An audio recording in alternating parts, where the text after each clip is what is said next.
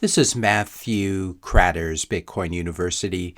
Today I want to answer the question, is Coinbase selling paper Bitcoin? Many of you have been asking this in the previous days at Das White saying, Matt, is Coinbase selling paper Bitcoin? So say the rumors. Examples of paper Bitcoin, let's say we have an exchange that says that they have 10,000 Bitcoin, that they're holding that much for customers, and they have 10,000 customers who each think that they own one Bitcoin that's sitting on that exchange.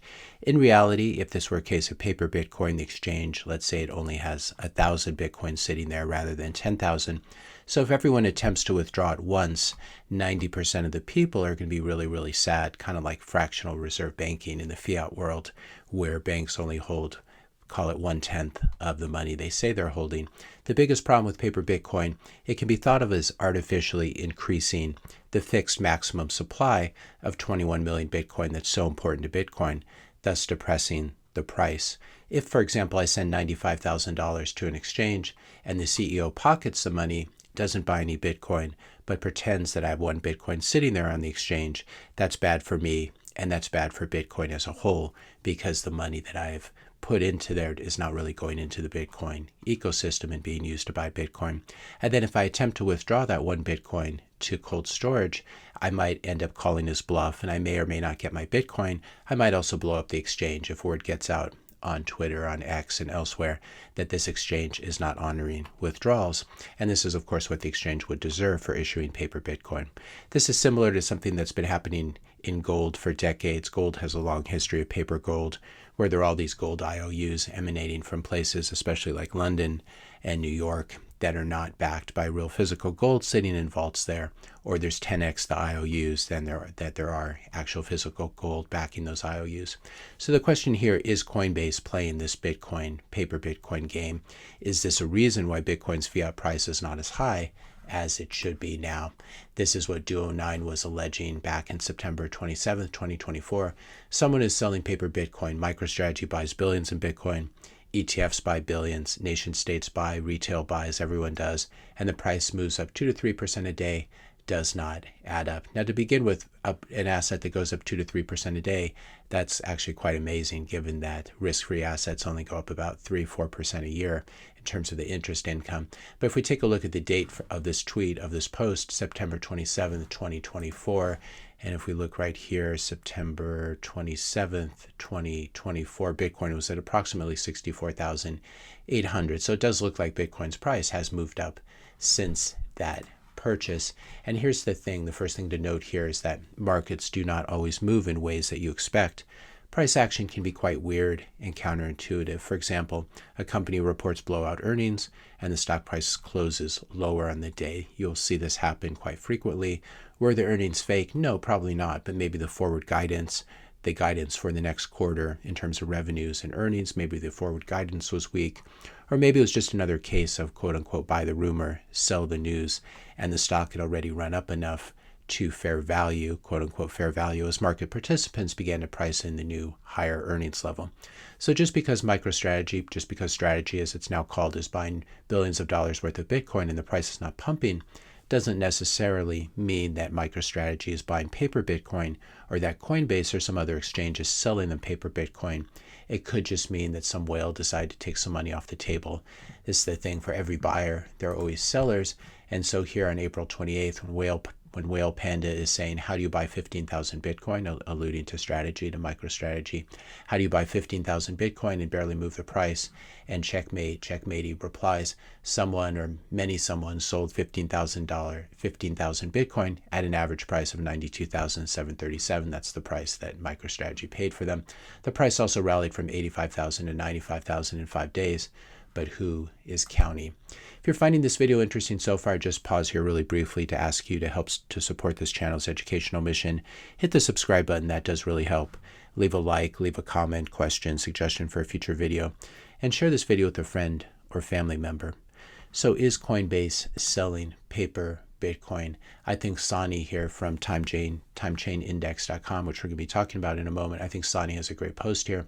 Coinbase disclosed in their 2024 Q4 10K filing, so that was probably the most recent filing as of April 28th, 2025 when he posted this.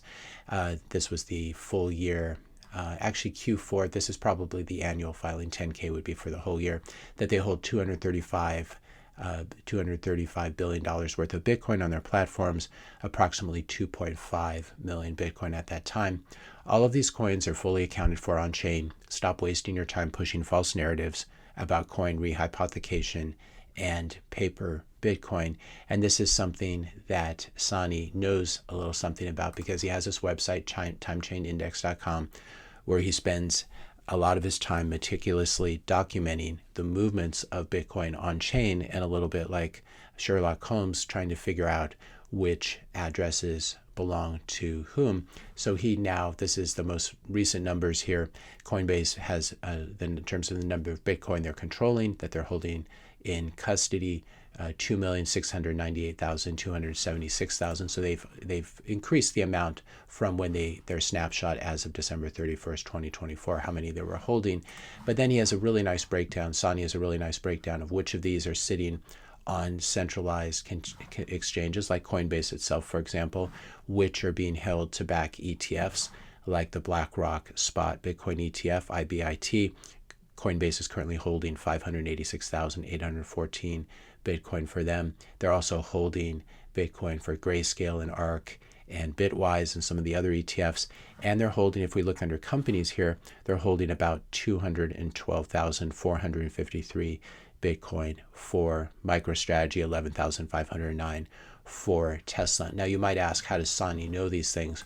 Well, he gives some examples. If you look at his feed on X, here's how an 8,000 Bitcoin split by Coinbase looks using my own Explorer powered by @mempool API to seamlessly add the addresses and labels to my database.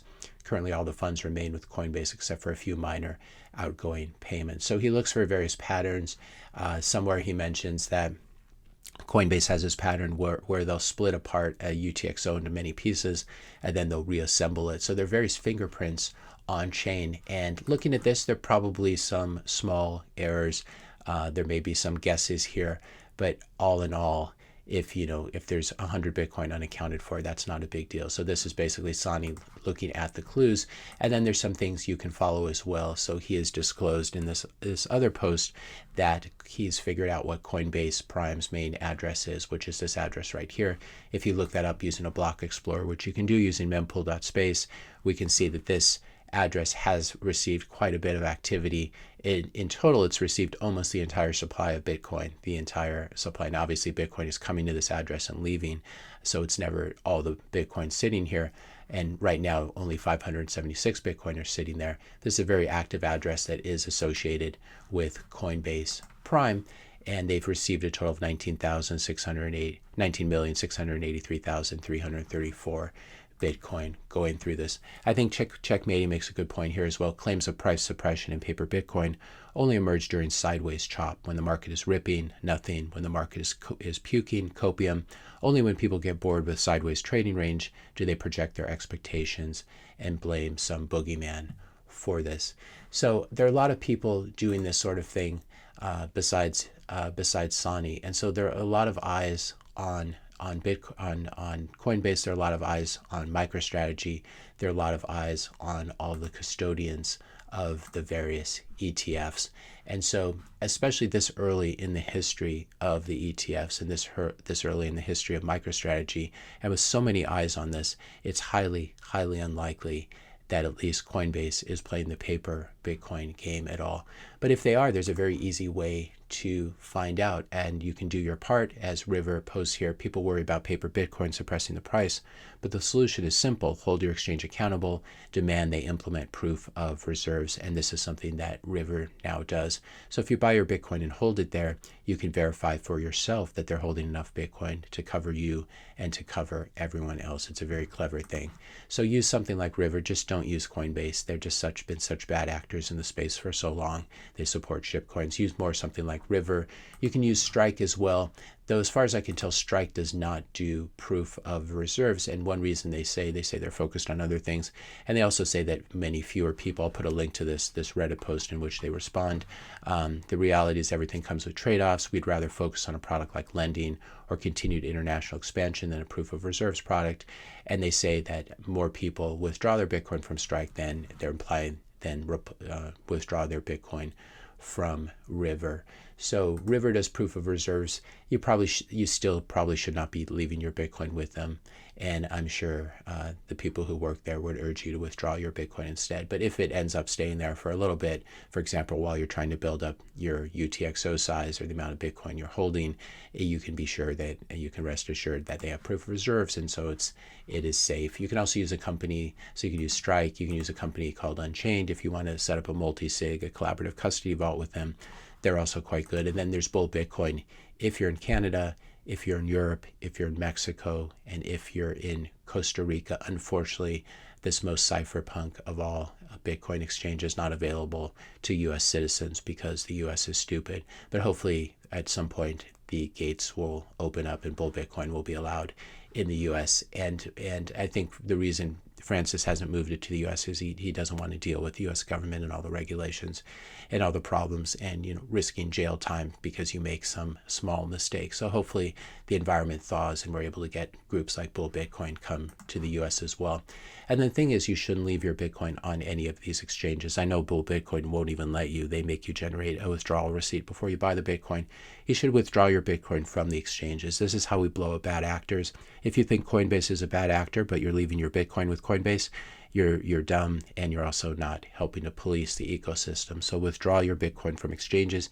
Even if you're holding it on River, you should withdraw your Bitcoin. Hold it on a good hardware wallet like the Cold Card or the Blockstream Jade. And while you're at it, go over to Twitter, go over to X, and give Sani a follow, because he's really criminally underfollowed, only 8,000 followers, and he makes amazing posts and has all these free resources.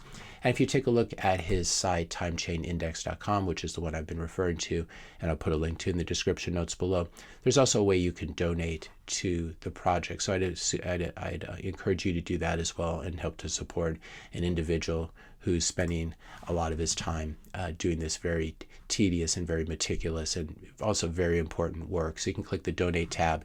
You can click generate an invoice. And let me see if I can find my phone here, and I will send him a quick donation here to show you how to do it. So I'm using the Strike app here. You can just download it on your phone. You can buy some Bitcoin with them, and they allow you to send Bitcoin over Lightning or on-chain. So I'm going to do a Lightning payment here. I'm just going to take my phone and I'm going to scan this QR code, if I can do it without hitting the microphone. Bear with me 1 second. Okay, so I just scanned it, and now I'm just going to decide how many sats to send. I'm going to send over 50,000 sats, which is about $47. I'll click next.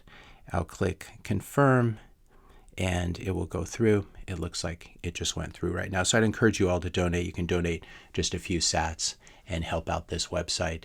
And if there are features you'd like Sani to add, you can also probably request that somewhere on the website. If you enjoyed this video, be sure to hit the subscribe and like buttons. Hit the notification bell if you want to be notified when I publish my next video. And let me know your questions and comments in the comment section below. Thanks all for watching, and I'll see you in the next video.